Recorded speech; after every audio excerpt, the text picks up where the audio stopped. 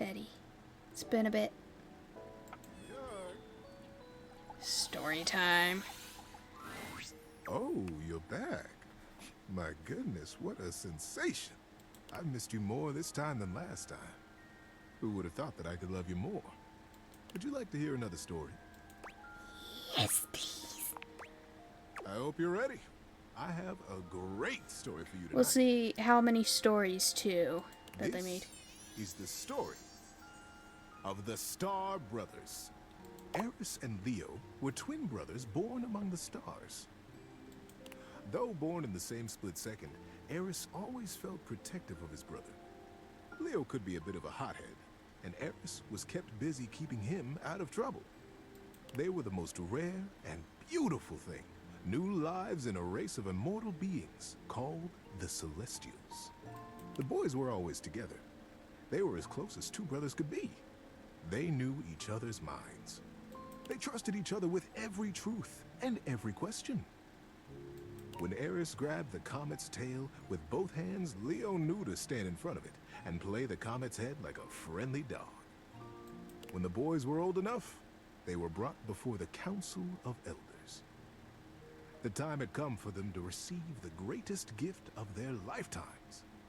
You see, I know you look up at the stars. I know we all marvel at their beauty and their mystery. But the stars look down at us, too. They treasure us.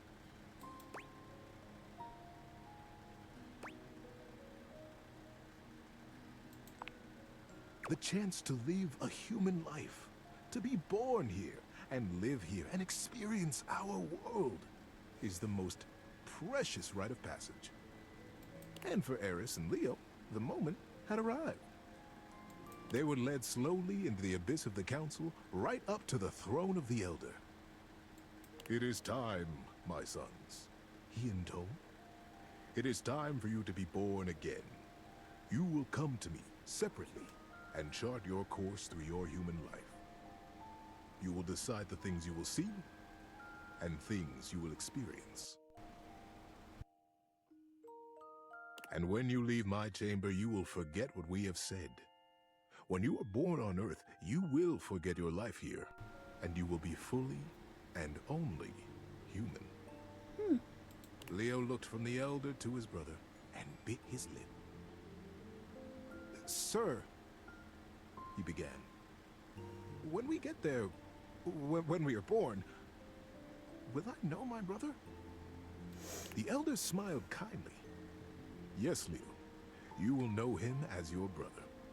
But the closeness you feel here will not necessarily go with you. If you choose to have that closeness as humans, it will be up to you when you are old enough to create it in your lifetime." Aris smiled and slipped his hand into Leo's. "Don't worry, Leo," he whispered. "We'll remember each other, I promise." Each boy went with the Elder and planned his life as a human. And when they were reunited in the abyss, they smiled at each other with the impish excitement of what they were about to do. It was the greatest adventure either one of them could have imagined, and they would get to do it together. "Are you ready?" asked the Elder. The boys caught each other's eyes and smiled. "Yes, sir," they said together. "Then take a deep breath and close your eyes. When you open your eyes, your journey will have begun." And so, Aris and Leo were born as brothers here among us. Among us, yes.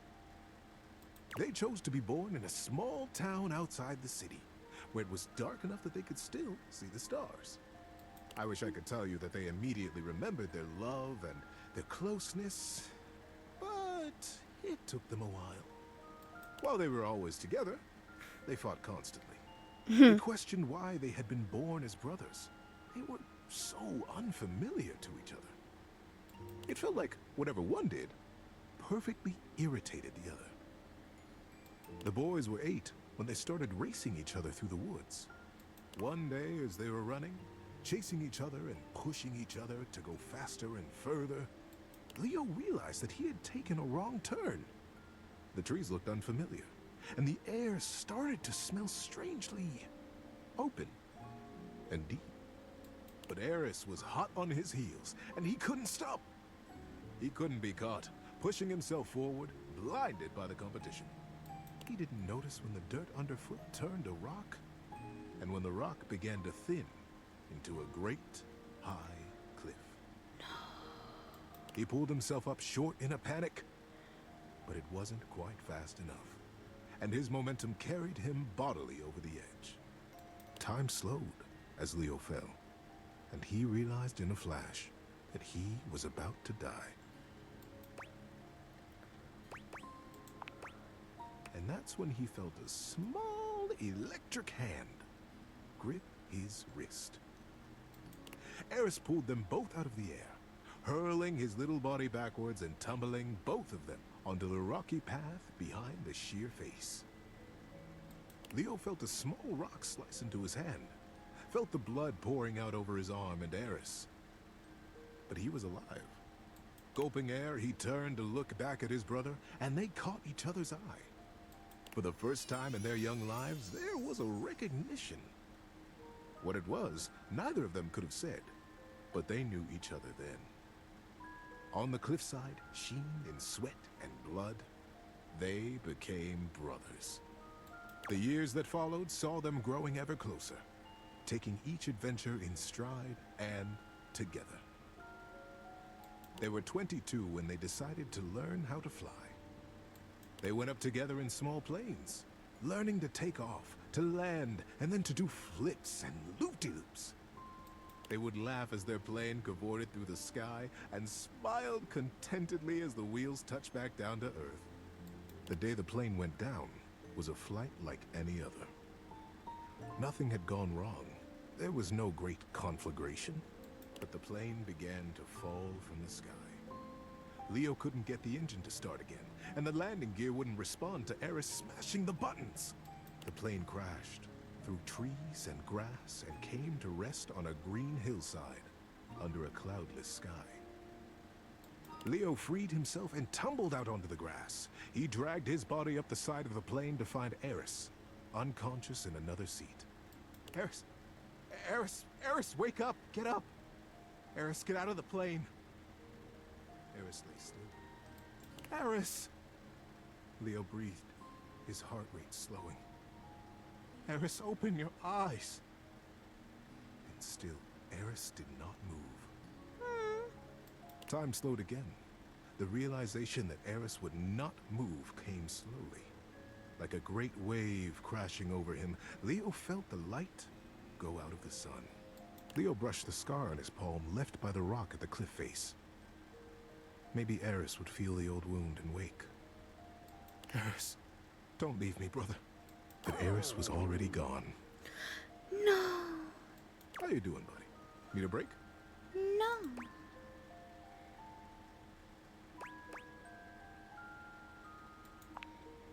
It was many years later, and Leo still moved in the cloudless fog of that morning. Colors seemed bright and hollow. People spoke to him as though from a long way off, and he jealously guarded his isolation from the world. He still saw his brother everywhere. The way a certain branch swayed as though it had been brushed by a young hand.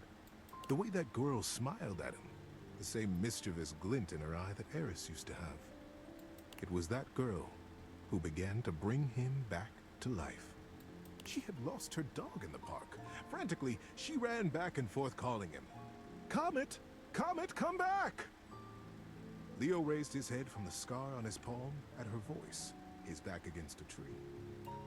And then there was Comet, streaking across the grass with his tongue lolling happily. He beelined for Leo's tree. Before he knew it, Leo was on his feet, jumping in front of Comet and playing his head with a laugh and a smile. The girl arrived breathless and grabbed Comet's tail with both hands. "You silly goose! Where were you going?" she laughed. "Thank you. Oh, thank you so much. I'm Celine, by the way." "Oh, hi. Hi, Celine. Nice to meet you. I'm Leo." Celine smiled. "Hi, Leo." And somewhere in his chest, Leo felt something warm break open. A tiny dam on a great river, and his blood began to move again.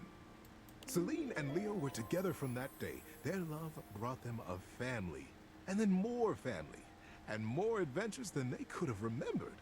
They grew old together. They grew wiser. They held each other when Comet died. They cried together when the fire took their house. They smiled when the sun built them a new one. And when Leo died, he died with a smile on his face. Celine was standing next to him, and his finger now unconsciously and methodically stroked the scar on his palm. In that scar was his holding on to Aris. Not with sadness now, but with fondness. Great love. Leo's last breath was a gentle exhale up into a cloudless sky. And when he opened his eyes again, he was home. He was in that sky, up among the stars, young and immortal, and standing before the Elder, with his hand clasped in his brother's warm grip. Aris, is it really? It's you! I remember you! I remember this! Aris laughed out loud and began to jump around excitedly. Oh, Leo! I've been waiting for you. I watched everything. I watched it all. What an adventure you have had! You were there? Leo asked, confused. But, no, I remember you weren't there. I know you weren't because I missed you. But I was. I was in your scar. I was in the park that day you met Celine. I sent Comet to you. Don't you see? I was always there, and I wouldn't have missed it. I'm so proud of you. As the Elder looked on smiling, Leo began to cry. The well of love for his brother broke open with gratitude that he was here now. The boys held each other, crying and laughing, and patting each other on the back to make sure the other was real. Leo pulled away from Aris and looked at him squarely. I am so grateful that you saw my life, Aris. But I don't understand. You could have been there with me. We could have done it all together. Why did you leave me, brother? Aris grinned. I never left you. My journey was to die, Leo. Yours was to live.